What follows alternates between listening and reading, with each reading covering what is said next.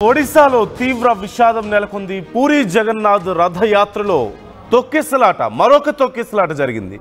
ముగ్గురు భక్తులు మృతి చెందినట్లుగా తెలుస్తోంది. మరో 50 మందికి గాయాలయ్యాయి. మృతుల సంఖ్య మరింత పెరిగే అవకాశం ఉన్నట్లుగా తెలుస్తోంది. శ్రీ గుండిచా ఆలయం సమీపంలో ఈ ఘటన జరిగింది. ఉదయం 4 గంటలకు తొక్కిసలాట జరిగినట్లుగా తెలుస్తోంది.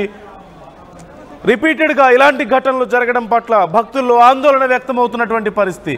మరింత సమాచారం మా ప్రతినిధి సత్యం నాయుడిని అడిగి తెలుసుకుందాం. పూరి జగన్నాథ్ గుడి దగ్గర నుండి 4 కిలోమీటర్ల దూరంలో ఉన్న ఉండిచా గుడి దగ్గరకు మాత్రం రాత్రి 1 గంట సమయానికి 3 రథాలు కూడా చేరుకున్నాయి. తండోలుగా తరలించిన భక్తులు ఎటువంటి అసౌకర్యాలు కానీ ఎటువంటి సంఘటన చోటు చేసుకోలేదు. కాకపోతే ఉండిచా గుడి వద్ద మాత్రం ఈ 3 విగ్రహాలను 9 రోజుల పాటు భక్తులు దర్శనార్థమై అంగట్లో ఉంచడం జరుగుతుంది.